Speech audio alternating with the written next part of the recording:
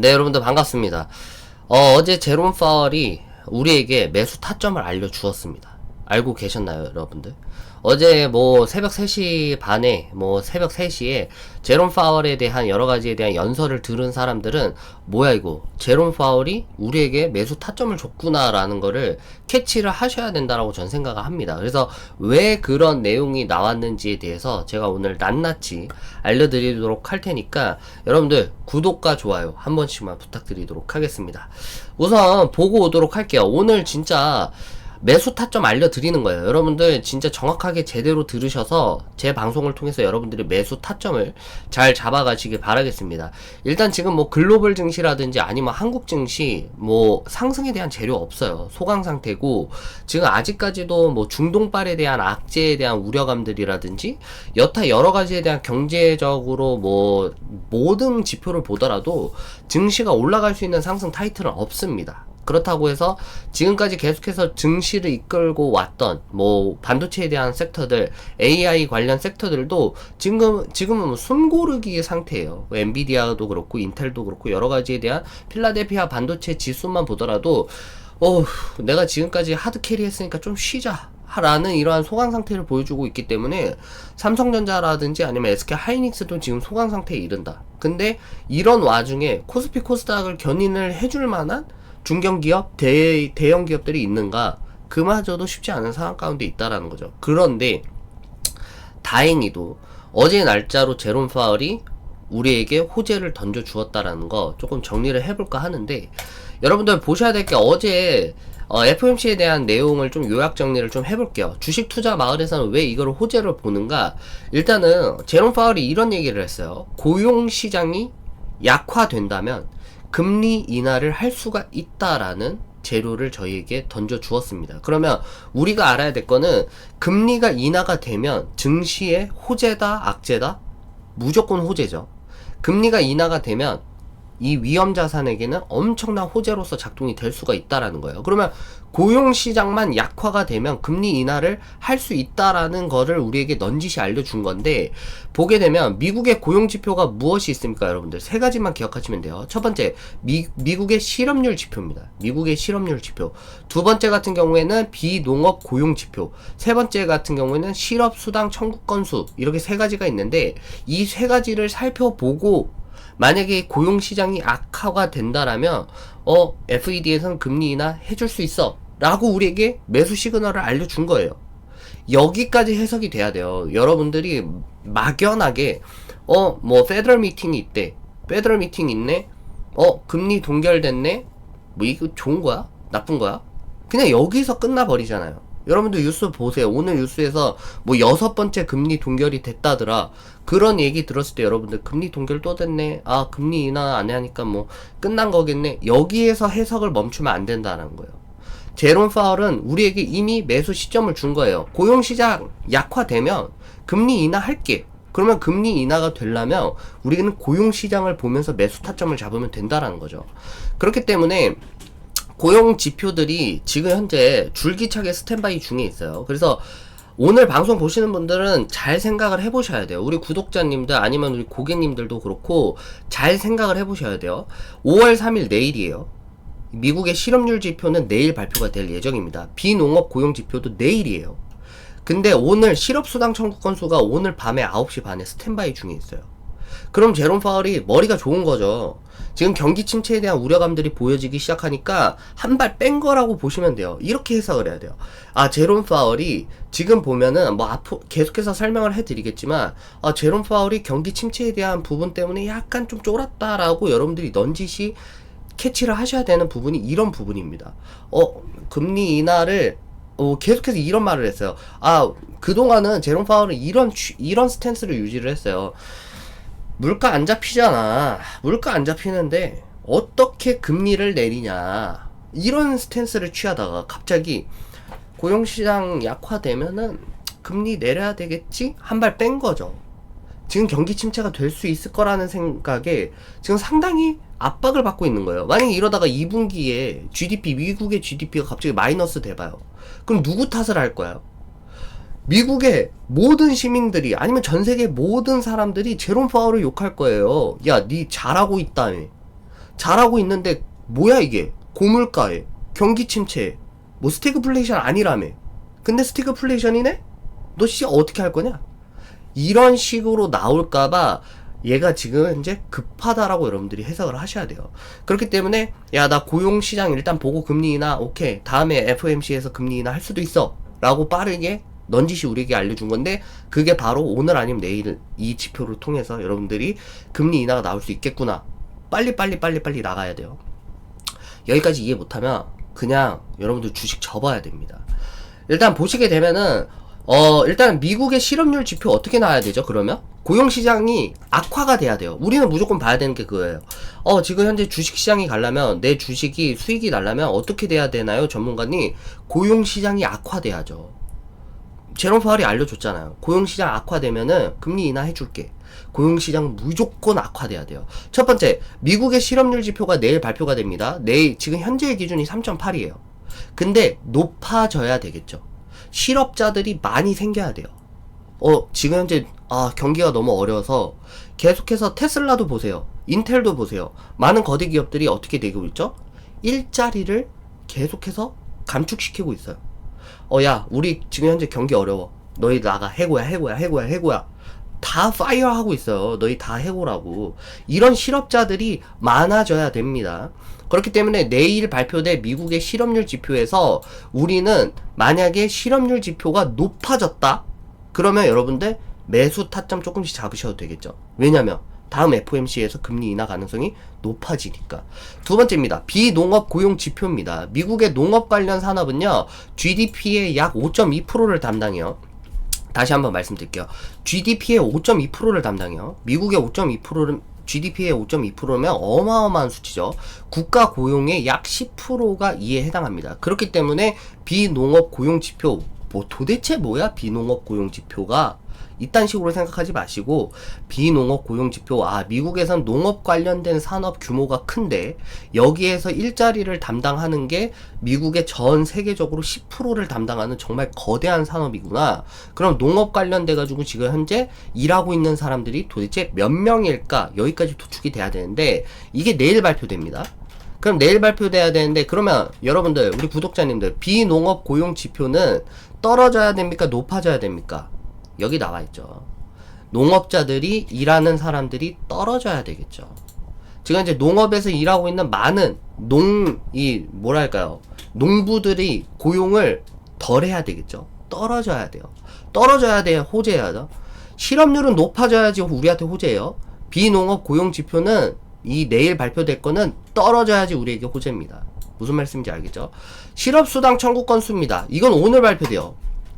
그래서 오늘 약간 이 거대 기업들 아니면 증권가들 아니면 진짜 펀드 매니저 애널리스트들 아니면 진짜 큼직큼직한 애들은 지금 많은 사람들은 뭐 금리 동결 도대체 어떻게 해석해야 돼? 이게 지금 뭐지? 씨발 코스피 코스닥 금투세 때문에 그냥 떠나야 되나? 미국 주식 해야 되나? 이런 1차원적 생각을 했을 때 증권사 애들, 애널리스트, 사모펀드 운영하는 PEF 애들은 전부 다 집합투자 자산을 운용하는 사람들은 야 내일 그러면 제롬 파월이 우리에게 알려줬네.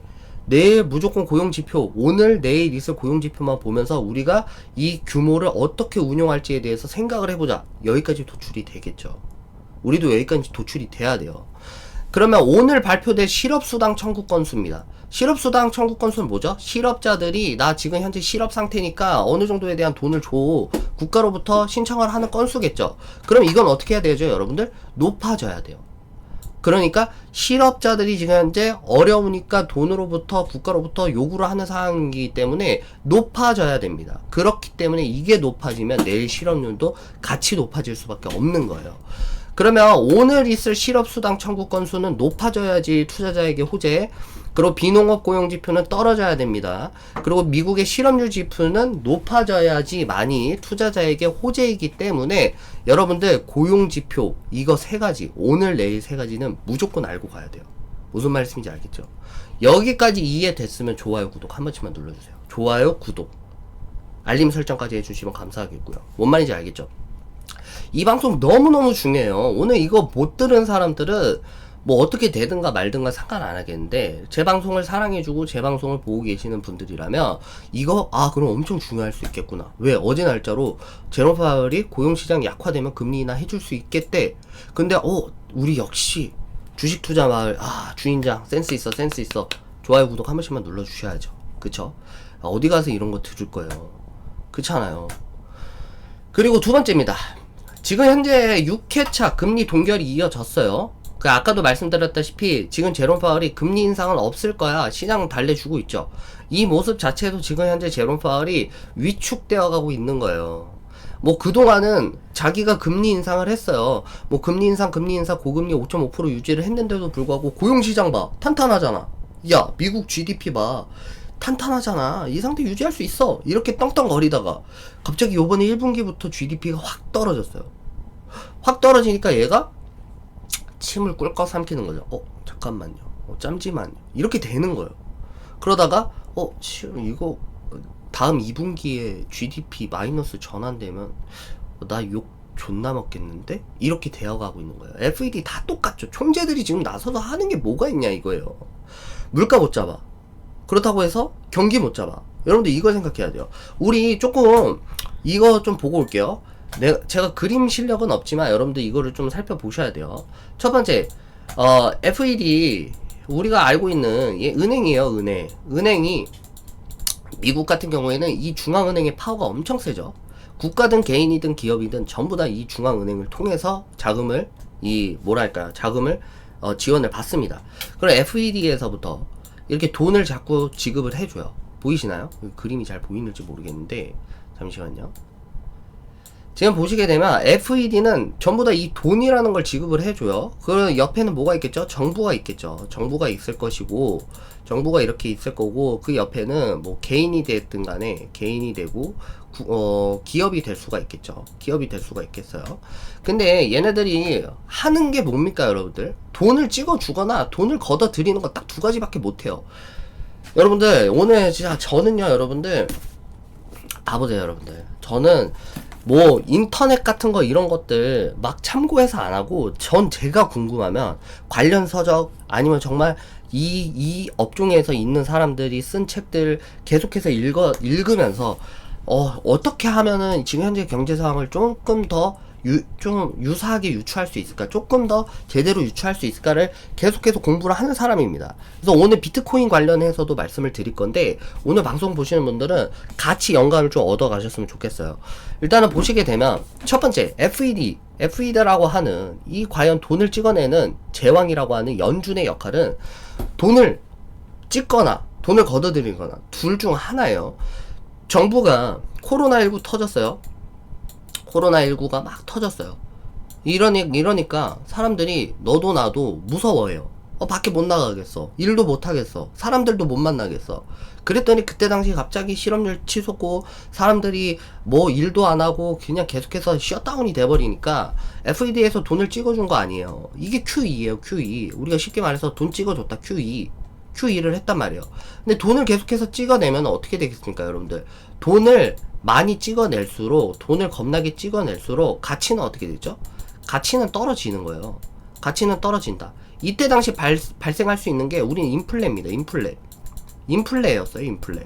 근데 봐보세요. 일단 시작점은 FED예요. 코로나19 경기 침체 오겠다. 돈 찍어내자. QE 몇 번 했습니까? 5번, 6번 했어요. QE를 했더니 돈을 어마어마하게 찍어냈더니 너도 나도 돈이 유동성이 풍부하니까 개인이든 기업이든 간에 이 엄청난 유동성을 가지고 뭘 했겠어요. 투자도 하고 소비도 하고 여러 가지를 해가지고 경기가 일시적으로 좋아는 보였겠죠. 근데 경기가 일시적으로는 좋아 보였겠지만 우리가 한 가지 관가했던 게 뭐냐면 이때 당시 변수가 있었다는 거예요. 변수가 뭐냐면 돈은 찍어내는 것까지 좋았어요. 돈을 찍어냈는데 내가 생각했던 것만큼 경기가 부양이 되는 건 사실이지만 이때 당시 여러 가지 악재들이 순식간에 터졌죠. 이동 간의 제한들, 뭐 백신 여건으로 인해 가지고 뭐 여러 가지에 대한 사람들이 이동도 못하고 공급에 대한 차질이 생기니까 유동성도 풍부한 데다가 공급 차질 되니까 그때 당시 물가가 폭등했던 이유가 이건데, 일단 1차적으로 이 물가, 왜 도대체 이 물가 잡겠다고 이 난리 치는 거야 하는 게 속된 말로 주된 범인은 무조건적으로 FED 은행에 있다라는 거예요. 내가 이거를 입에 염증이 생기도록 계속해서 말씀을 드리는 거 뭐냐면, 사람들이 물가의 원인을 자꾸 다른 데 탓을 하는 사람들이 있어요. 다른 탓을 하는 사람이 있어. 기후변화 때문이다. 아니면 뭐 때문이다. 악재 때문이야. 여러 가지 때문이야. 헛소리 찍찍하지 말고, 첫 번째 원인은 FED가 경기 침체로 인해서 너무 많은 돈을 풀었다는 거예요. 이게 주된 원인 중에 하나였어요. 달러에 대한 가치가 그때 당시 확 떨어졌다. 그냥 달러 가치는 겁나게 떨어지니까 얘네들이 다시 뭐를 합니까? 얘네들 뭐를 한다 그랬어요? 돈을 찍어내기도 하지만 돈을 걷어들이기도 해요. 그럼 우리는 이 걷어들이는 거 뭐라 하냐면, 돈을 찍어낼 때 QE라고 하지만 돈을 걷어낼 때 QT라고 해요. 뭐 여러분들도 아시겠지만 이 FED가 돈을 다 빌려줬는데 그걸 그냥 빌려준 게 아니에요. 이 아까도 말씀드린 정부, 개인, 기업들 간의 돈을 지불할 때는 채권이라는 거를 대신 사주는 형식으로 해서 돈을 지불해 주는 거예요. 그래서 정부에서 국가채 발행합니다. 국가채 발행하고 기업에서는 회사채를 발행을 해요. 그럼 이 펀드 사주는 거예요. 펀드. T펀드가 됐든 간에 정부의 펀드가 됐든 간에 정부에서 펀드 만들어내고 기업들 펀드 만들어내면 이 FED에서 야 그럼 이거 내가 다 사줄게. 다 사주는 거예요. 전부 다 사주는 거예요.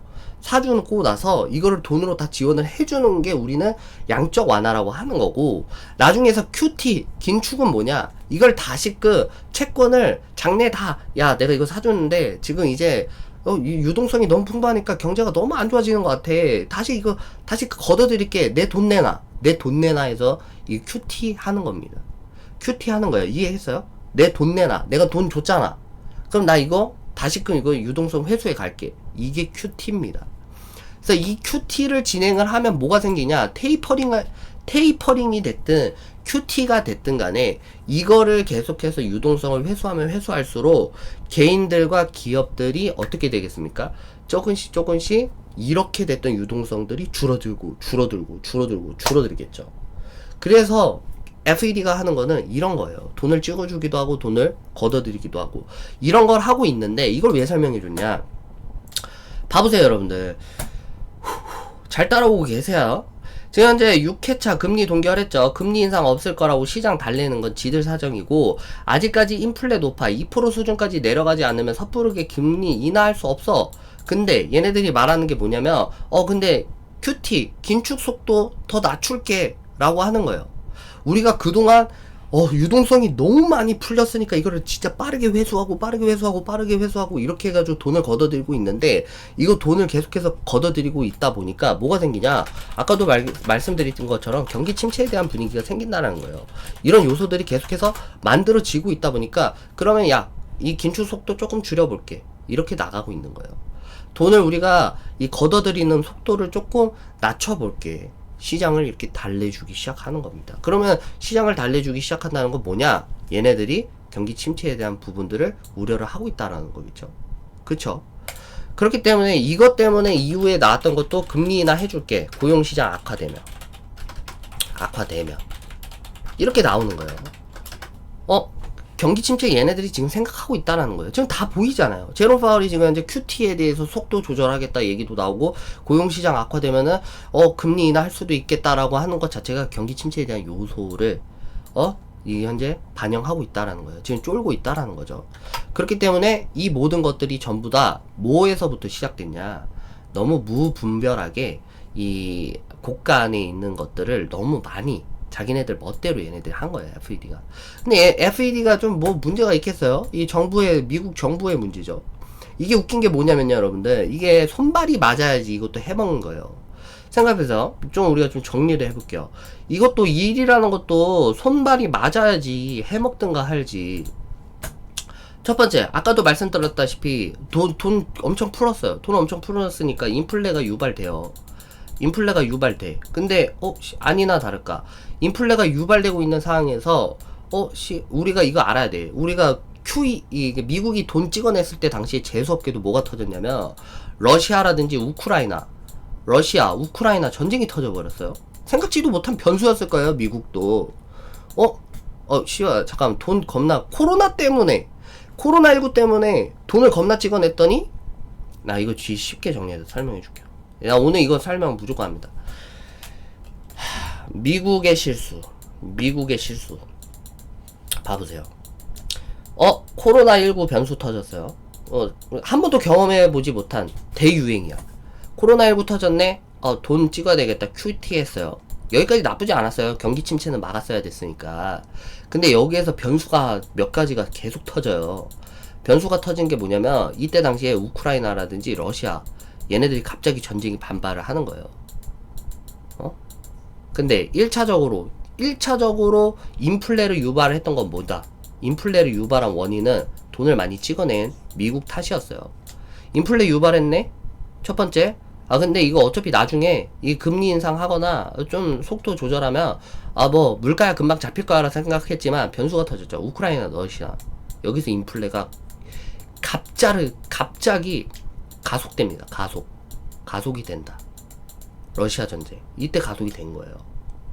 이렇게 계속해서 가속되다 보니까 얘네들이 이때 당시에 했던 게 테이퍼링이겠죠. 씨발 이거 안 되겠다. 돈 걷어들이자. 빨리 걷어들이자. 왜? 하이퍼 인플레이션 나올까봐. QT를 해요. QT를 하는데 또 변수가 터지는 거예요. 계속해서 주변에서. 뭐가 터지는 거야? 지금 계속해서 이거 QT하고 있는 와중에 지금 뭐 변수 조 바이든이 계속해서 전쟁을 끝내는 게 아니죠. 조 바이든이 계속해서 얘 뭐하를 하냐면 자금 조달을 해주는 거예요. 자금 조달. 이거는 뭐 불난 집에 부치지라는 것도 아니고 전쟁이 끝나야지만이 인플레를 잡겠다 말겠다 하고 있는데 조 바이든이 계속해서 자금 대주는 거예요. 우크라이나에 자금 대줘. 지금 이스라엘로부터 자금 대줘. 이스라엘로부터 자금 대주고 이거 계속해서 자금 대주고 있죠. 전쟁하라고.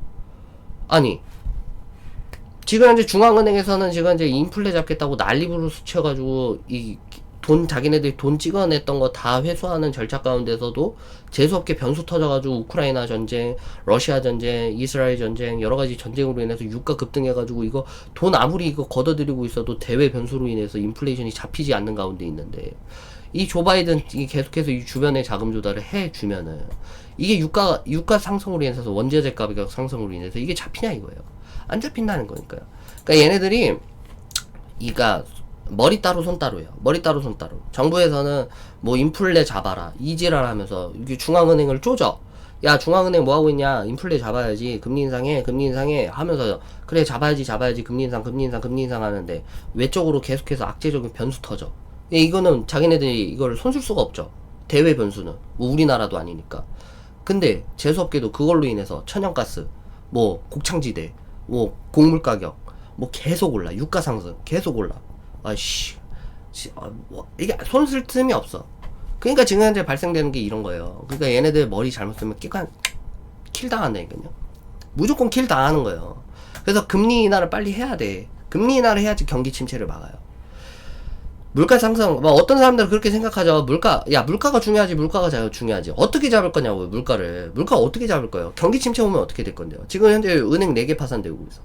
제가 이제 뭐 PF라고 해가지고 지금 부동산 시장 한국뿐만 아니라 지금 미국 같은 경우에도 PF 이런 여러 가지 부동산 시장에 대한 줄도산들 나오고 있는 가운데 있어.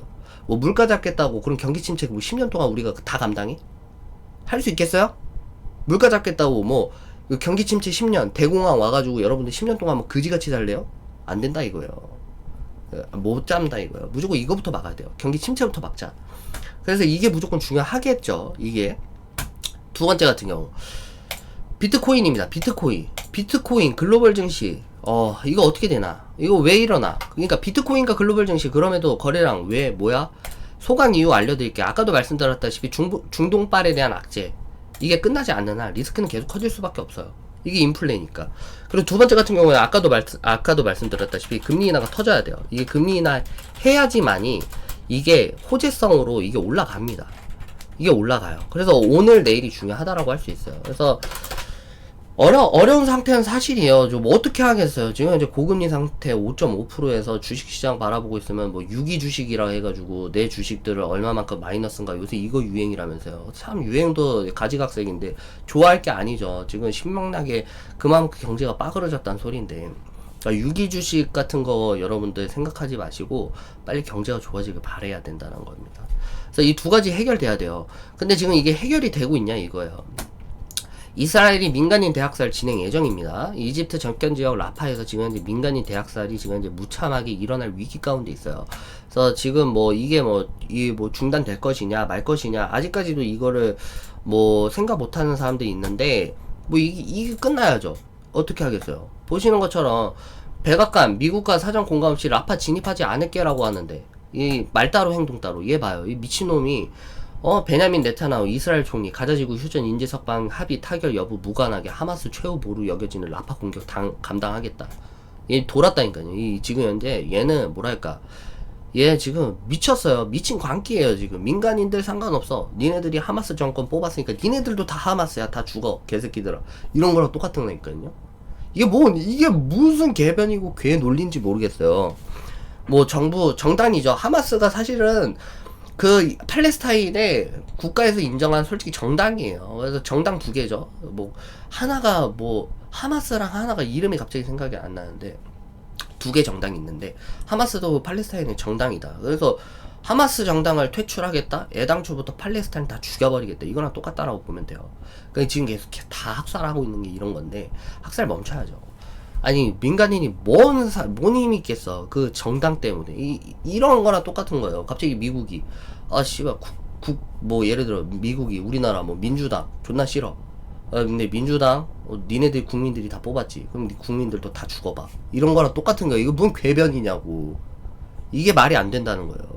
근데 이게 지금 네타냐후가 이러고 있다니까요. 하마스 누가 뽑았어? 니네도 국민들이 뽑은 거 아니야. 그럼 시면 니네들도 다 저항의 축인 거야. 우리 이스라엘에 저항을 하는 이 저항의 축들 다 죽어봐라. 이러는 거랑 똑같다니까요. 이 완전 칼부림이 시작되는 거예요. 말을 안 들어요. 그러니까 이런 궤변이 시작됐다라는 겁니다. 뭔 말인지 알겠어요? 근데 이러고 있는데 비트코인 가격이 왜 떨어져요? 뭐 어쩌고 저쩌고 또 올라가겠습니까? 또 이지랄하다가 또 중동발 악재 이래가지고 막 또 걷잡없이 팍 치다르면 또 막 이렇게 할 텐데 무슨 호재가 있어야 코인이 가든 주식시장이 가든 할 거 아니에요. 그렇지 않아요, 여러분들? 호재가 있어야 올라가겠죠. 증시가 호재가 1도 없어요 지금. 근데 호재가 없는데 왜 안 올라가지? 제발. 뭔 개지랄이냐고요. 지금 다 전반적으로 내가 지금 사다리 타고 올라가고 있는데 사다리 발로 빵빵빵 까고 있는 애들이 지금 이제 전 세계적으로 깔렸는데 우리 이게 중요하다는 겁니다. 그래서 이러한 부분으로 인해서 지금 현재 아직 끝나지 않았죠. 근데 어제 제롬 파월 형이 우리에게 알려준 거는 호재를 던져줄 수 있다라는 겁니다. 이게 중요한 거예요. 호재를 던져줄 수 있다. 다시 한번 설명. 호재 던져줄 수 있다. 호재가 있을 수 있다. 그리고 고용시장이 무조건 악화돼야 돼요. 그래서 솔직히 어떻게 보면은 이게 좀 안타까운 현실이죠. 실업률이 제발 높아져야 된다. 그냥 미국 경제야 침체가 되라. 지금 현재 기도하는 거랑 똑같은 거예요. 금리 인하 때문에. 우린 상승 재료가 필요하니까. 그러니까 제발 실업률 치솟아라. 미국에서 실업당한 사람들 존나 많아져라. 계속 이렇게 기도해야 되는 거예요. 지금 저 제롬 파월이 금리 인하를 끌어내려면. 우린 이렇게 지금 봐야 된다는 거예요. 그래야지 우리 투자자들이 살아요. 우리 주식 투자자들이 산다니까요. 주식 투자 우리 고객님들, 우리 구독자님들이 부가 수익으로다가 주식으로다가 내가 어떻게든 내가 월세 내고 뭐 충당하고 이런 걸로 인해서 뭐 어떻게든 또 돈을 벌어야 되겠다 하시는 분들이 있다라면 경기 침체 분위기가 쏟아져 나와야 된다는 거예요. 그래서 이러한 분위기 때문에 비트코인 평가가 엇갈리고 있고요. 이거 비트코인 몇 주 만에 계속해서 급락하고 있어요. 제가 2주 전에 커뮤니티에 코인 믿을 만한 거 못 되다라고 말씀드렸는데 존나 급락 떨어지고 있죠.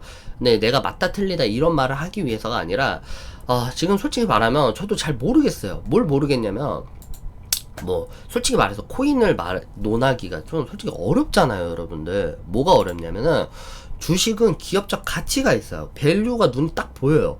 그러니까 이 밸류가 상품화가 돼가지고 상품을 많이 팔았고 전 세계적으로 수출하고 있고 영업이익이 반영되고 있다. 그러면은 회사에 대한 가치가 동반적으로 상승하면서 주주에 대한 가치 또한 더 상승하는 게 주식이라면 비트코인은 도대체 그러니까 이거는 펀지 사기에 대한 느낌을 가득하게 하면서도 지금 왜 자꾸 그렇다라면 펀지 사기인데도 불구하고 왜 SEC는 이거를 계속해서 인정하려고 하는 분위기로 가면서도 법적으로 이 제도화를 만드는 것인가. 또한 또 더 나아가서는 최대 자산 운용사 블랙록이 왜 이 비트코인을 가지고 ETF를 승인을 하는가. 여러 가지 생각 가운데 갈림길에 있을 거예요.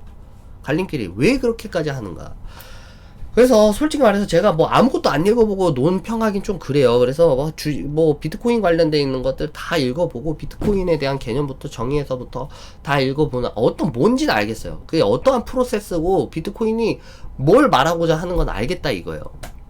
근데 문제는 아직까지도 너무 불안해요. 그래서 제가 이걸 어떻게 정리를 하면 좋을까? 그런 우리 구독자님들한테, 이 독자님들한테 어떻게 지금 현재 이 비트코인을 좀 쉽게 설명할 수 있을까? 챗GPT한테 물어봤어요.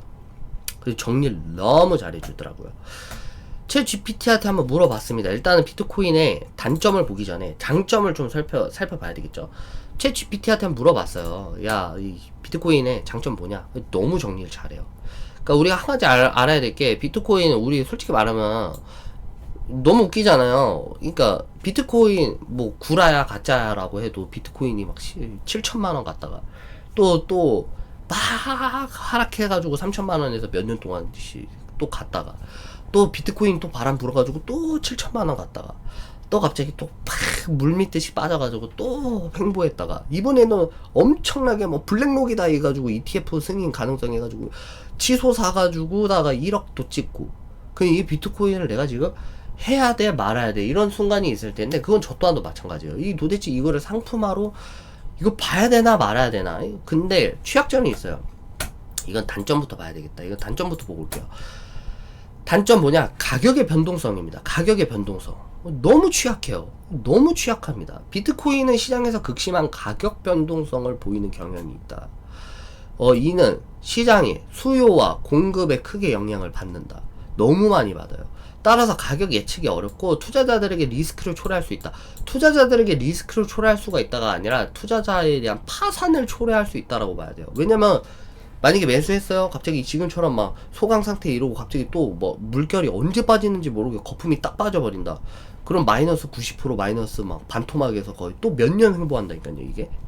이게 정말 가격 변동성이 너무 지랄 많다. 그래서 비트코인에 대한 이놈의 리스크 때문에 사실상 투자에 대한 이게 참 어렵다라고 볼 수가 있고 트랜잭션의 처리와 속도 수수료 문제인데 비트코인 네트워크의 처리량의 한계로 인해 대량 거래를 처리하기 어려울 수 있다. 이로 인해 거래 처리 속도가 느린다. 그리고 수수료가 비쌀 수도 있다. 환경적 영향. 비트코인 채굴에 상당한 양의 전기 에너지가 들어간다. 환경에 부정적인 영향을 준다. 화석 연료, 전력이 화석 연료에 의존하는 경우 이러한 부정적 영향이 더 커질 수 있다. 보안의 위험, 해킹이 겁나 많이 당하죠. 뭐 툭하면은 뭐 북한에서부터 뭐 코 가상화폐 뭐 해킹했다. 뭐 어디서부터 해킹했다. 이 해킹의 위험. 갑자기 내가 투자를 하고 있는데 갑자기 거래소에서 내 돈이 갑자기 사라져. 해킹 당한 거예요. 이런 문제들도 있고. 그리고 법적 및 규제적 불확실성. SEC 맨날 증권거래위원회, 미국의 증권거래위원회에서 하는 말이 뭡니까? 야 니네들은 뭐 씨발 주식도 아니고 이건 증권도 아닌 것들이 왜 투자자들로부터 돈 받아가지고 이렇게 이 코인 사기 아니야? 이거 다 사기야. 이거 다 불법 펀지다. 이래가지고 갑자기 또 이렇게 딱 때려버리면 이게 또 규제적으로 또 이게 또 반토막 난다니까요. 이런 어려운 단점들이 있다라는 거예요. 그래서 뭐 비트코인이 뭐 많은 장점이 있다? 다 장점 뭡니까? 분산화. 뭐 중앙기관이나 단일 국가에 의해 통제되지 않는다. 아까도 말씀드렸다시피 이 FED 같은 이런 애들 이런 애들로부터 이게 좌지우지 안 될 수가 있다라는 거예요. 뭐 FED가 유동성을 얼마를 풀고 얼마를 걷어들이고 이런 개념이 아니죠. 그냥 비트코인이 만약에 예를 들어서 뭐 1억 개다. 그 1억 개가 소진되면 끝나는 거예요. 아무도 이걸 가질 수가 없어. 그냥 돈을 더 찍어낼 수도 없어. 만들어낼 수도 없어. 그냥 비트코인은 딱 정해져 있으니까. 딱 애당초부터. 비트코인은 무조건 1억 개야. 끝이야. 뭐 안 만들고 끝나는 거야. 그냥 이거 안에서 끝나는 거야. 그러니까 가격이 계속해서 올라간다는 거니까. 가치가 있으니까. 금에 대한 가치도 그렇죠. 금이 희소성도 있고 이거를 장기적으로 이 전쟁이 나타난다고 해도 금은 언제든지 희소성과 이 가치로 인해서 내가 이거를 물물 교환할 수 있고 교환 가치가 있다라는 거죠. 그것만큼 비트코인 또한도 그만한 가치를 띠고 있다라는 게 지금 현재 많은 코인러들의 정설이 아닐까. 안정성이라고 하는데 이거는 안정성 해킹이나 변경하기 어렵다. 이거는 솔직히 저는 인정하기 어려워요. 하도 해킹을 당한 사람이 많다 보니까 좀 인정하기 어렵고 생각해보면 안정성이 인정이 되려면 추적이 불가능해야죠. 그렇잖아요. 만약에 비트코인이 안정성이 있다라고 하면 추적이 사실상 불가능해야 돼요. 안전하다. 그럼 누구로부터 어떻게 익명적으로 다 오픈 공개가 아니라 안정성이 있다. 누가 어떻게 자금이 어떻게 송출되고 어떻게 흘러갔는지에 대해서 몰라야지 안정성이 있겠죠. 그래야 못 찾을 거 아니에요, 해커들이. 근데 그런 거에 대해서는 솔직히 잘 모르겠고. 그래서 이러한 부분으로 인해서 비트코인을 챗GPT는 얘기를 하고 있는데, 다른 거 다 필요 없고, 앞으로 어떻게 되냐. 이거를 좀 준비해봤어요. 이게 핵심적인 사항일 것 같아요. 잘 들어보세요, 여러분들. 달러가, 그러니까 미국의 작년 2023년도 기준에 12년 만에 신용 등급이 강등된 거 우리는 알아요. 그래서 미국의 달러에 대한 가치가 AA에서 AA 2 플러스 B로 바뀌었, 2 플러스 2A로 바뀌었어요. 2A로 바뀌었단 말이에요. 강등된 거죠. 신용이 떨어진 거예요. 그러면 생각을 해보세요. 미국 지금 현재 부채가 6경이 넘어가나 4경이 넘어가나 아마 그래요. 그리고 이놈의 부채는 계속해서 올라갈 겁니다. 근데 여기 핵심 사항이 뭐냐면, 부채, 아래로 있잖아. 부채 한도 협상이죠. 이걸 맨날 해야 돼요. 왜? 상한선을 넘겼으니까. 상한선을 계속 넘겨요. 부채 한도 협상 계속 해야 돼요. 근데 이게 유예 기간이 언제냐? 2025년도 1월입니다. 그럼 2025년도 1월이면 또 뭐 해야 돼요? 25년도 1월에 또 뭐 해야 됩니까? 저놈의 부채 한도 협상을 또 해야 돼요. 이거 계속 반복이에요. 근데 이거 많이 불가결됐어요. 시발, 디폴트. 채무 불이행. 이게 뭐예요? 곧. 파산입니다, 파산. 이게 이거예요. 그러니까 지금 미국을 봤을 때, 많은 사람들이 지금 생각하는 게 그거예요. 어떻게 미국이 망해. GDP 1위 국가가 어떻게 망해 이렇게 있는데, 미국이라고 별 수 있어요? 생각해보세요. 계속 그걸 생각을 해야 되니까요. 내가 미국 주식해, 내가 양키 주식해. 미국 주식 만약에 디폴트 사항이 발생됐을 때 어떻게 되냐? 미국이 채무불이행 디폴트가 발생됐다. 어떻게 됩니까? 물어봤어요. 백악관 경제자문위원회는 디폴트가 현실화가 된다라면 3개월 동안 지속될 경우 증시가 45%가 폭락하고 국내 총생산 GDP는 6.1%가 감소하고 최대 830만 개의 일자리가 사라질 것이라고 추산. 보고서는 디폴트가 단기간 지속돼도 일자리가 약 50만 개 사라지고 실업률이 0.3포인트가 상승한다고 내다봤다. 이게 제일 중요해요. 증시가 45% 폭락한다. 여러분도 지금 미국 주식 빠져있죠? 사학개미들 미국 주식 1억 넣고 2억 넣고 3억 넣고 10억 넣고 어쩌고저쩌고 넣고 있죠. 2025년도 1월이 다가와요. 아직 멀었죠. 아직 몇 개월 남았어요. 7개월 남았네요. 7개월 이후에 부채 한도 협상이 결렬됐다. 채무 불이행이네. 어떻게 되죠? 증시가 45% 폭락해요. 내가 말하고 싶은 게 뭐냐면은, 이럼에도 불구하고 달러도 사실은 지금 강달러라고 얘기를 하는데, 강달러를 솔직히 지금 강달러였을 때 다 팔아야 될지도 몰라요. 다시 한번 말씀드리겠지만 달러를 다 팔아야 될지도 몰라요. 솔직히 말해서 생각해보세요. 6경에 대한 부채가 있고 매일같이 디폴트를 협상을 하는 국가의 그 기축통화국의 통화인데 이게 맨날 이거 파산될 수 있니 파산될 수 없니 이것만 보고 있는데 얘네들 신용이 GDP의 1위인 국가인데 어떻게 망할 수 있지 이딴 것만 보고 생각을 하지 마시고 현실은 이미 부채 한도에 대한 상한선 넘겼고 얘네들 맨날 협상 유예해가지고 이 파산을 계속해서 미루는 것 뿐이에요. 야 국가로부터 법정 한도 딱 정해져서 이 돈 갚아 그랬더니 지금 돈 없는데 돈 없어 조금만 유예시켜줘 1년 뒤에 갚을게 돈 갚아 돈 없어 1년 뒤에 갚을게 돈 갚아 1년 뒤에 갚을게 그럼 신용이 어떻게 되겠어요? 떨어진다는 거죠. 떨어진다는 거겠죠. 그걸 보라는 거예요. 그러면 이런 와중에 비트코인과 이거를 왜 연계를 시켰냐면 그래서 많은 코인러들 중에서 특히 거의 상위 1% 자, 저 밑에서부터 코인을 들고 있는 정말 개 부자들이 계속 그 얘기 하는 거예요. 비트코인이 왜 망할 수밖에 왜 망하지 않는지에 대해서 얘기하는 게 달러가 불안정하잖아요. 지금 중앙은행에서 마음대로 돈 찍어내 마음대로 돈 걷어내 어떻게 신용 어떻게 알아? 지금 꼬라지 봐. 지금 부채 한도 협상 넘어서 파산이니 많이 맨날 이거 연기하고 있는데 그럼 비트코인 봐봐. 비트코인 언젠가 달러를 대체할 자산이 될 거야. 이거를 얘기를 하는 거예요. 그걸 알고 있으란 소리예요. 근데 아직까지는 아까도 말씀드렸다시피 단점이 좀 존재하기 때문에 이거를 솔직히 말해서 이거 당장 뭐다 맞다 아니다 틀리다 이거를 솔직히 논평하기 이전에 두 가지를 좀 견줘서 봐야 되지 않을까라고 생각을 합니다.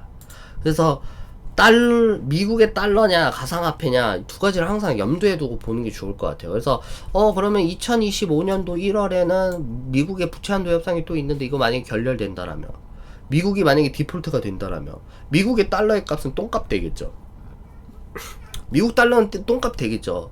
달러 값 똥값 되고, 그럼 달러로 인해서 많은 국가들로부터 달러가 계속해서 매도세가 나오면 국채가가 또 급락해버리고, 이렇게 되는 상황 가운데서 그러면 국제통화기구의 달러를 이길 수 있는 게 무엇이냐? 아까 챗 GPT가 말했던 그런 중앙시장, 중앙 집권적에서 벗어난 어떠한 자산이 가치가 있는 비트코인이야말로 딱 정해져 있고 딱 트랜지션이 가능한, 이거야말로 진정한 이 우리가 바라볼 수 있는 미래의 가치가 아닌가, 화폐가 아닌가, 이거 얘기하고 있는 거잖아요. 그거 아니겠어요, 여러분들? 그래서 당장 비트코인 솔직히 본지 사기는 전 맞다라고 봐요. 너무 가격 변동이 너무 크니까 틈만 나면은 빠그러지고, 틈만 나면 빠그러지고. 솔직히 말해서 이거 더 높은 놈이 사가지고 더 높은 놈이 사면 겁나 손해보는 장사고, 더 높은 가격에서 사는 사람 없으면 계속해서 소강되는 상태. 아직까지는 이게 솔직히 말해서 이게 뭐 달러를 대체할 만한 정말 엄청난 자산이다라고 얘기하기에도 좀 그렇고, 또 그렇다고 해서 미국의 지금 현재 꼬라지를 보니까 이게 달러도 USD라고 하는 이 미국의 달러조차도 씨발 이거 뭐야, 이거 자꾸 신용이 자꾸 깎이고 돈은 돈대로 맨날 찍어내는데 이거 맨날 돈 못 갚아가지고 맨날 파산이니 많이 이런 거 얘기 나오면은, 그래서 뭐 사지 하면 또 비트코인이 미래 자산이 되는 거 아닌가, 이런 생각을 갖고 있어야 된다는 거예요. 그래야 되죠. 뭐 어떻게 하겠어요. 저는 그렇게 생각해요. 그래서 지금 비트코인이냐 뭐냐 이런 거 가상화폐 논하기 전에 이런 생각들은 여러분들이 갖고 있는 게 좋지 않을까라는 문제가 있습니다. 어떻게요? 여러분들 도움이 되셨나요? 도움이 되시길 바라겠고요. 오늘 일로 인해서 여러분들께 정말 큰 도움이 되셨으면 좋겠습니다. 여러분들 좋아요, 구독 한 번씩만 부탁드리고요. 앞으로 저희 방송을 통해서 여러분들이 많은 유익한 것들 같이 나눠봤으면 좋겠습니다. 그리고 여러분들, 저는 금융감독원 파인에 등록되어 있는 저는 1기 유사투자자문업입니다. 1기입니다, 여러분들. 1기 유사투자자문업이 법적 제도화를 딱 됐을 때 직접적으로 여의도 가가지고 교육 듣고 수료해가지고 정확하게 등록한 1기 업체예요. 유사투자자문업 1기 업체. 저는 정식 등록된 1기 업체입니다. 그래서 리딩 왜 하냐 막 이렇게 얘기하는데, 업자가 리딩하지 뭐합니까, 여러분들? 업자 수수료 받고 리딩 해주는 겁니다. 업으로 삼아서 이 일하고 있는데 왜 리딩, 뭔 이 개뼈다구 같은 소리를 가끔 댓글로 하는지 모르겠어요. 그러니까 신규로 들어오는 사람들 그냥 모르면 그냥 싸닥하고 그냥 나가거나, 그냥 알고 있으면은 괜찮다 하시면 마음 맞으면 좀 한번 해보고 이런 식으로 갔으면 좋겠어요. 저는 업자다 보니까 3개월 플러스 3개월, 6개월 플러스 6개월 어쩔 수 없이 계속 갑니다, 여러분들.